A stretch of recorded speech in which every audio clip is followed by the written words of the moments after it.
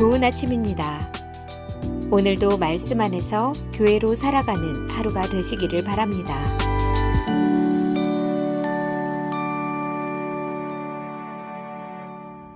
참 좋은 날입니다. 날씨가 좀 많이 춥지만요. 1월 23일 금요일 말씀 묵상 시작하도록 하겠습니다. 오늘 묵상할 말씀은 마태복음 5장 44절, 45절 두 절 읽겠습니다. 마태복음 5장 44절입니다. 나는 너희에게 이르노니 너희 원수를 사랑하며 너희를 박해하는 자를 위하여 기도하라. 이같이 한즉 하늘에 계신 너희 아버지의 아들이 되리니 이는 하나님이 그 해를 악인과 선인에게 비추시며 비를 의로운 자가 불의한 자에게 내려주심이라. 오늘부터 시작해서 월요일까지 극심한 추위가 예보되어 있습니다. 여러분 건강 조심하시고 또 운전 조심하시고 오늘 저녁 금요 예배와 주일 예배는 원래대로 그렇게 드리게 됩니다. 많은 분들이 문의를 하시는데 날씨가 좀 춥더라도 또 빙판이 있더라도 여러분 조심히 오셔서 함께 예배는 드리도록 합시다. 모든 인간에게는요 자기 방어 본능이 있습니다. 그리고 보복 심리가 있습니다. 우리가 보통 영화를 보면 주인공이 처음에는 많이 악한 사람에게 당하다가 마지막에는 그 결국 주인공이 악한 사람을 이기는 장면, 또 악한 사람이 망하는 장면, 이런 장면을 봅니다. 이것을 권선징악이라고 그렇게 얘기를 하죠. 결국에는 악한 사람이 징계를 받을 때 우리 속에 후련함이 있는 것 같습니다. 모든 인간이 가지고 있는 이 보복 심리죠. 성경에 보면요, 야곱의 딸 디나가 세겜성에 가서 남자들에게 겁탈을 당합니다. 그때 야곱의 아들들이 화가 나서 세겜성에 들어가지고 모든 남자들을 다 죽여버립니다. 그 사건이 나옵니다. 물론 그 오빠들의 마음이 이해가 됩니다. 동생이 겁탈을 당했는데 가만히 있을 오빠가 됐겠습니까? 그런데 겁탈당한 디나와 비교해서 그곳에 들어가서 수많은 남자들을 다 죽였다는 것은 너무나 큰 보복인 것 같습니다. 고대 시대에 이러한 보복 행위가 참 많이 일어났었습니다. 그래서 하나님께서 율법을 통하여 최소한의 보복을 하라고 구약시대는 말씀하셨어요. 출애굽기 21장 22절에서 24절까지 말씀을 보면 너희가 해를 당했으면 눈에는 눈, 이에는 이, 발에는 발, 그리고 손에는 손, 그렇게 갚아라고 율법은 기록되어 있습니다. 이것은 바로 동해보복법입니다. 같은 해를 당했을 때 해를 당했으면 그 사람의 눈을 보복하고 해를 당했으면 손을 보복하라는 것이죠. 그런데 오늘 예수님은요 또 다른 말씀을 하십니다. 율법에 나오는 그 동해보복이 아니라 한번 38절 보십시오. 나는 너희에게 이르노니, 이것이 바로 예수님께서 율법을 해석하는 것입니다. 악한 자를 대적하지 말라. 누구든지 내 오른뺨을 치거든 왼편도 돌로 대라.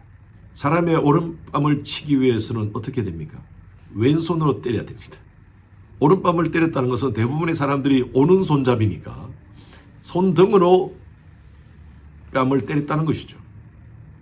그러면 왼편도 대어주라는 거예요. 다음 말씀에 보니까 너를 고발하여 속옷을 가지고자 하는 사람이 있으면 겉옷을 주라. 여러분 겉옷은요 굉장히 값어치 있는 것입니다. 그 당시에 겉옷이 그 사람들이 재산입니다. 다 주라는 거예요. 41절 보십시오. 또 누구든지 너로 억지로 오리를 가게 하거든 그 사람과 함께 심리를 동행하고. 오리라는 것은 우리가 잘 표현하지 않는 건데 오리는 약 한 1.25마일 좀 됩니다. 심리는 2.45마일, 한 3마일이 안 됩니다. 키로로 하면 심리가 4km 좀 되죠. 2km를 가자 그러면 4km를 가주라는 것입니다. 43절에 예수님께서 이렇게 말씀하세요. 또 내 이웃을 사랑하고 내 원수를 미워하라 하였다는 것을 너희가 들었으나, 이것은 바로 율법에 있는 말씀입니다. 이웃을 사랑하고 원수를 미워하라. 그러나 예수님은 새로운 신약의 계명을 주셨습니다. 그것이 바로 44절입니다. 나는 너희에게 이르노니 너희 원수를 사랑하고 너희를 박해하는 자들을 위하여 기도하라. 원수를 사랑하는 것뿐만 아니라 오히려 그들을 위해서 기도하라고 말하고 있습니다. 왜 그런 줄 아세요? 여러분, 보복은요, 눈에 눈, 이는 이면 또 다른 보복을 만듭니다. 이 보복은 끝이 없습니다. 우리 인간의 역사 속에서 수많은 전쟁이 그렇지 않습니까? 내가 눈을 상했다고 해서 그 사람에게 눈을 상했어요? 그러면 그 사람은 가만히 있지 않습니다. 내가 이를 상했다고 해서 그 사람의 이만 상하겠습니까? 아니에요. 그 사람은 가만히 있지 않아요. 보복의 보복을 결국에는 서로 죽이는 그런 사건들이 있었습니다. 지금 이스라엘과 하마스의 사건이 바로 그런 거 아닙니까? 보복은 더 큰 보복을 만들어 버립니다. 이 말씀은요, 예수님이 주신 새로운 새 계명입니다. 이웃을 사랑하고 원수를 사랑하고 오히려 그 원수를 위해서 기도하라는 거예요. 그래서 45절에 보니까 이같이 한적 하늘에 계신 너희 아버지의 아들이 되리라. 하나님의 자녀들은요, 평화의 사람이 되어야 된다는 것입니다. 상대방이 나에게 그렇게 해를 가했다고 해서 똑같이 행동하지 말라는 거예요. 여러분, 오늘 말씀은 조금 부담스럽습니다. 실제적으로 우리의 삶 속에 이것을 적용하기가 참 정말 어렵습니다. 직장에서 내가 억울한 일 당하고 상사에게 심한 욕설을 들었을 때, 심지어 뭐 그렇지는 않겠지만 상사가 내 뺨을 때렸을 때 이쪽 뺨도 때려 주십시오. 아, 그렇게 욕 들으면 내가 좋습니다. 더 큰 욕을 해 주십시오. 아, 그렇게 할 수 있습니까? 만약에 그렇게 우리가 실제적으로 직장에서 그렇게 한다면 더 큰 화를 당하게 될 것이고 아마 미쳤나 할 것이에요. 오늘 예수님께서 하시는 말씀은요, 악을 악으로 갚지 말라는 거예요. 그 사람이 그렇게 한다고 해서 똑같은 행위로 보복하지 말라는 거예요. 하나님의 백성들은 좀 다르게 살아야 되지 않겠습니까? 그래서 말씀드린 대로 세상에 참 악한 자가 많습니다. 그리고 점점 악해집니다. 근데 그 악한 자가 내가 매일 만나는 직장의 상사만 이겠습니까? 나는 그렇게 많은 사람들에게 모든 것을 잘하고 있나요? 어쩌면 내가 다른 사람에게 그런 악한 사람이 될 수도 있다는 것입니다. 우리의 자녀가, 우리의 남편과 아내가 그러한 대상이 될 수가 있다는 것이에요. 악한 사람. 왜냐하면 우리 속에 악한 본성이 있기 때문에. 적어도 천국 백성들은 다르게 살라는 거예요. 오늘 말씀에 같이 이같이 한적 하늘에 계신 너희 아버지의 아들이 되리라. 우린 천국 백성 아닙니까? 세상 사람들은 의지할 구석이 없어요. 믿을 구석이 없어요. 그러나 우리는 하나님을 믿습니다. 보복은 하나님께 맡깁시다. 하나님께서 우리를 대신하여 보복해 주실 것입니다. 하나님의 백성은 하나님이 책임져 주십니다. 오늘 말씀은 좀 여러분 삶 가운데 실제적으로 적용하기 쉽지가 않습니다. 그러나 어떻게 하든 하나님의 백성다운 모습을 보이자는 거죠. 한번 적용하여 하나님께서 어떻게 우리 가정을, 우리를 보호하시는가를 목도하시는 우리 성도님들 되시기를 주님 이름으로 축원합니다. 주님 감사합니다. 오늘 말씀이 우리 삶 가운데 참 부담이 됩니다.